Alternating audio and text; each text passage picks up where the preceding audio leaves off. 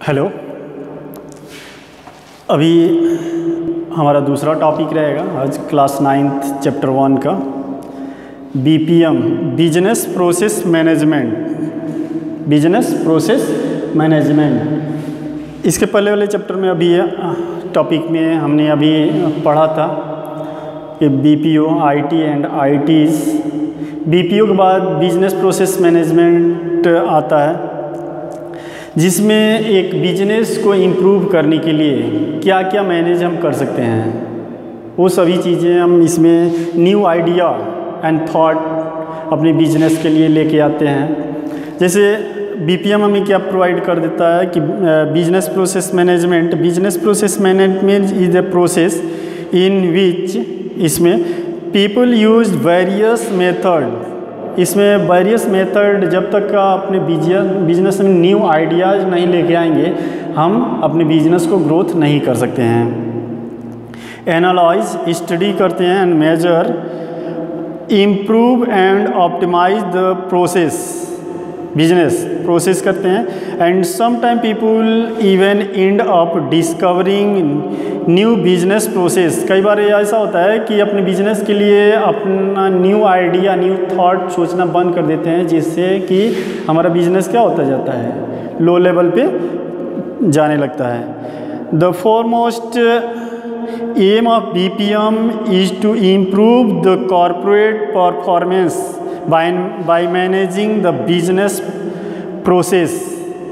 Basic aim of BPM business process management का aim क्या होता है, इम्प्रूव द कॉर्पोरेट परफॉर्मेंस। जो भी बिजनेस का परफॉर्मेंस है, लेवल है, वो ऊपर जाए। बीपीएम बिजनेस प्रोसेस मैनेजमेंट में हमको सिर्फ इतना ही पढ़ना है, जिसमें इसमें क्या क्या होता है। बिजनेस प्रोसेस मैनेजमेंट में करने से हमें क्या क्या फ़ायदा होता है कि एरर, जहाँ पे भी मिस्टेक होती है, गलती होती है, एरर ट्रैपिंग, ज़्यादा से ज़्यादा एरर हम गलती मिस्टेक हम इसमें ढूंढ सकते हैं। टाइम सेविंग कर सकते हैं इसमें कि एक ही टास्क को कंप्लीट करने के लिए हमें बार बार उस चीज़ को ना करना पड़े। Efficient use of time, blaming shifting, किसी पे ब्लेम नहीं कर सकते हैं, सबका शिफ्टिंग क्या कर सकते हैं, चेंज कर सकते हैं। बहुत सारे ऐसे मैनेजमेंट होते हैं जो हम कर सकते हैं अपने ऑर्गेनाइजेशन को इम्प्रूव करने के लिए। एम्प्लॉई को डिमोरलाइज होने से बचा सकते हैं, जिससे कि एम्प्लॉई अगर बार बार एक ही वर्क कर रहा है, उसका प्रोडक्शन नहीं हो पा रहा है, तो डिमोरलाइज हो जाएगा, वो दोबारा वो उस काम को करना नहीं चाहेगा। तो इसलिए हम ऐसा मैनेजमेंट करेंगे जिससे कि एक ऑर्गेनाइजेशन को, एक बिजनेस को अपग्रेड किया जा सकते हैं, उसके परफॉर्मेंस को इम्प्रूव किया जा सकते हैं। सबसे ज़्यादा अगर इंडियन इकोनॉमिक में जीडीपी, ग्रॉस डोमेस्टिक प्रोडक्शन को अप करना है, तो दो चीज़ें मस्ट है किसी बिजनेस के लिए, BPO and BPM business process management. और जब तक ये अपने बिजनेस में न्यू आइडियाज़ वगैरह नहीं लेके आएंगे, तब तक हम अपने बिजनेस को इम्प्रूव नहीं कर सकते हैं। जैसे मान लीजिए अगर एक स्कूल का ही एग्जांपल हम ले लें, तो स्कूल में कौन कौन सा मैनेजमेंट किया जा सकता है और होता भी है, या फिर एक ऑर्गेनाइजेशन में, एक कंपनी में, किसी भी टाइप का कंपनी है, उसमें बहुत सारे ऑर्गेनाइजेशन होते हैं। शॉपिंग मॉल में भी आप गए होंगे तो अरेंजमेंट देखेंगे कि उस शॉपिंग मॉल का अरेंजमेंट बहुत ही अच्छा होता है, जैसे कि वो शॉपिंग मॉल बहुत अच्छे से रन करता है। जैसे स्कूल का ही अगर एग्जांपल ले लें, तो स्कूल में बहुत सारे मैनेजमेंट होते हैं। स्कूल मैनेजमेंट सिस्टम में टीचर मैनेजमेंट, टीचर कौन सब्जेक्ट कौन टीचर पढ़ाएगा, उसके लायक है नहीं कि नहीं। Class management, student management, user management, parent management, staff management, attendance management. आप देखते हैं सुबह आप आते हैं तो अटेंडेंस होता है, absent and present. Subject management, कौन कौन सा सब्जेक्ट आपको पढ़ाना है, कब पढ़ाना है। एग्ज़ाम होता है आपका, exam management, result management, fee management. Promotion management, progress card, report card management, notice board management, other notification management. ये सब एक ऑर्गेनाइजेशन में, एक स्कूल में बहुत सारे मैनेजमेंट होता है जिसका यूज़ करके एक किसी भी इंस्टीट्यूट को, किसी यूनिवर्सिटी को, किसी स्कूल को, कॉलेज को इम्प्रूव किया जा सकता है। Next, BPM, life cycle of BPM, life cycle of BPM, business process management. अगर किसी बिजनेस को हमको इम्प्रूव करना है तो 5 कैटेगरी में हम इसको डिवाइड कर सकते हैं कि हमको सबसे पहले बिजनेस लॉन्च करना है तो हम क्या क्या कर सकते हैं। तो सबसे पहले हम इसमें डिजाइनिंग तैयार करेंगे कि जो भी हमारा स्ट्रक्चर होगा, जो भी हमारा बिजनेस होगा, उसकी डिजाइनिंग क्या रहेगी। तो designing, break the process into multiple task. Designing क्या है कि जो भी टास्क वर्क है उसको मल्टीपल में डिवाइड कर देंगे। जैसे अभी हमने देखा कि अगर एक स्कूल, एक ही ऑर्गेनाइजेशन है, उसको मल्टीपल टास्क में डिवाइड किया, जैसे attendance management, fee management, report card management, exam management, result management, अलग अलग टास्क में हमने इस यहाँ पे डिवाइड कर दिया। Next, model, model is used suitable BPM software. Software आप चाहें तो सॉफ्टवेयर का यूज़ कर सकते हैं या फिर फिजिकल, लॉजिकल, किसी भी टाइप का एक मॉडल तैयार करेंगे जिससे कि आप अपने बिजनेस के परफॉर्मेंस को अप कर सकें। एग्जीक्यूट, एक्सेप्ट, जो भी आपने प्लानिंग किया उसको पहले एक्सेप्ट कीजिए।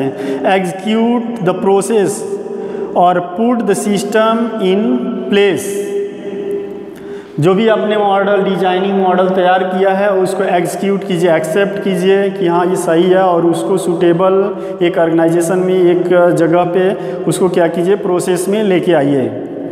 Monitor, monitor and analyse the system. हमेशा वॉच करते रहिए अपने सिस्टम, अपने बिजनेस के बारे में कि क्या सही हो रहा है, क्या गलत हो रहा है। अपने एम्प्लॉय के बारे में वॉच करते रहिए, अपने आपका जो भी प्रोडक्ट्स है उसके बारे में हमेशा वॉच करते रहिए, मॉनिटर करते रहिए।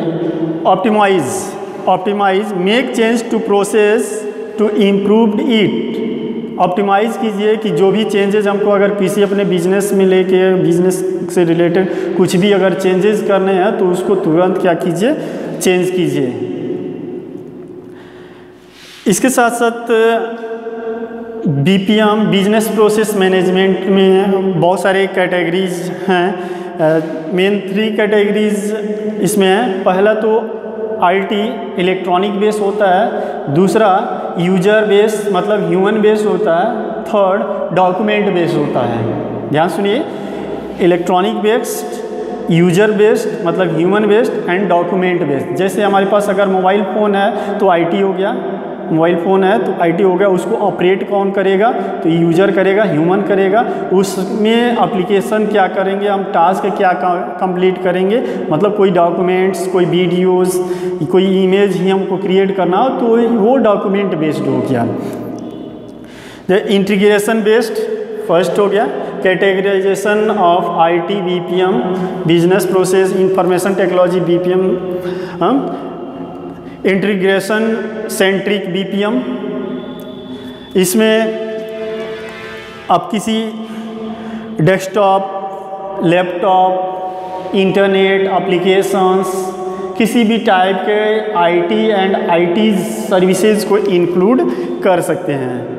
ह्यूमन बेस्ड में आप किसी ह्यूमन सेंट्रिक होता है जिसमें ह्यूमन स्किल्ड, जैसे जिस टाइप का आपका ऑर्गेनाइजेशन है उसी टाइप का इसमें ह्यूमन्स को आप सोर्स करेंगे, हायर करेंगे।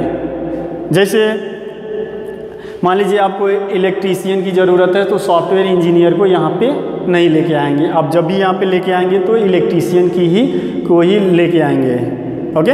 डॉक्यूमेंटेशन, इससे रिलेटेड, आपके बिजनेस से रिलेटेड जो भी डॉक्यूमेंट, लीगल डॉक्यूमेंट होगा वो आप क्या कर सकते हैं, यहाँ पे कागज़ पे ले सकते हैं, डॉक्यूमेंट रख सकते हैं, जिससे कि कोई भी फ्यूचर में कोई प्रॉब्लम्स आए तो डॉक्यूमेंट प्रेजेंट कर सकते हैं। जैसे लाइसेंस वगैरह आपको यहाँ पे रखना होगा।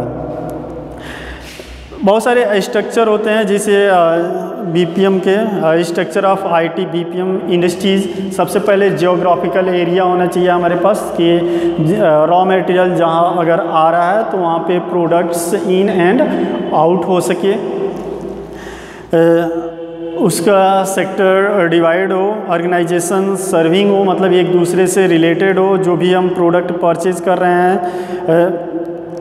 नेक्स्ट, मल्टीनेशनल कंपनीज MNCs, जो ऑर्गेनाइजेशन बिजनेस ही पढ़ रहे हैं तो ये मल्टीनेशनल कंपनी MNCs क्या होते हैं? Multinational companies are those companies which have office in various countries. इसके ऑफिस कहाँ पे होते हैं? वेरियस कंट्रीज में होते हैं। Are called MNCs, multinational company. ऐसे कंपनी जिनके ऑफिस वेरियस अलग अलग कंट्रीज़ में होते हैं उनको मल्टीनेशनल कंपनीज कहते हैं। They attract global as well as domestic customer. वहाँ के वो डोमेस्टिक कस्टमर को हैंडल करते हैं, ऑपरेट करते हैं। जैसे इन्फोसिस अगर कंपनी है, अगर इंडिया कंपनी है, या रिलायंस की मान लीजिए अगर यहाँ की कंपनी है, तो अगर दुबई में अगर रिलायंस की अगर कंपनी है तो दुबई के लोकल कस्टमर को हैंडल करेगी multinational company. Commonly MNC have their headquarter in one country and they operate in other countries. ये और दूसरे कंट्री में ऑपरेट करते हैं लेकिन पूरा रिपोर्ट अपने हेडक्वार्टर एक ही कंपनी को, जो अपना ओन कंट्री होता है जहाँ पे इसका हेडक्वार्टर होता है वहाँ को उनको रिपोर्ट करना होता है। जैसे एग्जांपल इन्फोसिस। ऐसे बहुत सारे एग्जांपल हैं। सैमसंग भी है मल्टीनेशनल कंपनीज, रिलायंस भी मल्टीनेशनल में ही आता है, नोकिया, लेनोवो, ये जितने भी आप कंपनी जानते हैं IT's कंपनी सब मल्टीनेशनल कंपनीज हैं। जैसे नेक्स्ट है Indian service provider. Indian service providers, दो टाइप के इंडियन सर्विस ISP होते हैं। दो टाइप के ISP, एक होता है इंडियन सर्विस प्रोवाइडर जो इंडियन को, सिर्फ इंडियन को ही सर्विस प्रोवाइड करेंगे। इस टाइप की कंपनी सिर्फ इंडियंस को ही सर्विस प्रोवाइड करेगी, चाहे वो किसी भी कंट्री में हो। दूसरा होता है इंटरनेट सर्विस प्रोवाइडर। ऐसे सर्विस प्रोवाइडर जैसे कंपनी जो इंटरनेट की सर्विस प्रोवाइड करते हैं, तो दोनों में थोड़ा सा डिफरेंस है। एक इंडियन सर्विस प्रोवाइडर है, दूसरा इंटरनेट सर्विस प्रोवाइडर है। कहाँ से पूछा जा रहा है ये इसका ध्यान रखेंगे। Indian service provider their headquarter are mostly in India and they operate in other countries. In India के ही कंपनी होते हैं और अदर कंट्री में ऑपरेट होते हैं। They have main focus on Indian customer. इनका मेन फोकस किस पे होता है? इंडियन कस्टमर पे, चाहे वो किसी भी कंट्री में रह रहे हों। जैसे एग्जांपल रिलायंस, ये केवल इंडिया की कंपनी का ही नाम बताना है। Global in house centre, global in house centre, global in house centre GIC organisation cater the need of their parent company. ये इनका जो पेरेंट कंपनी होता है, जो हेडक्वार्टर होता है, जहाँ पे मेन ब्रांच होता है, मेन ऑफिस होता है, हेड ब्रांच होता है, उन्हीं को ये सिर्फ रिस्पॉन्सिबल होते हैं, उन्हीं को रिपोर्ट करते हैं only. And do not serve external client. ये किसी अलग से किसी क्लाइंट को सर्विस नहीं देते हैं। इस टाइप के कंपनी किसी भी क्लाइंट्स को, अलग से क्लाइंट्स को सर्विस नहीं देते हैं। नेक्स्ट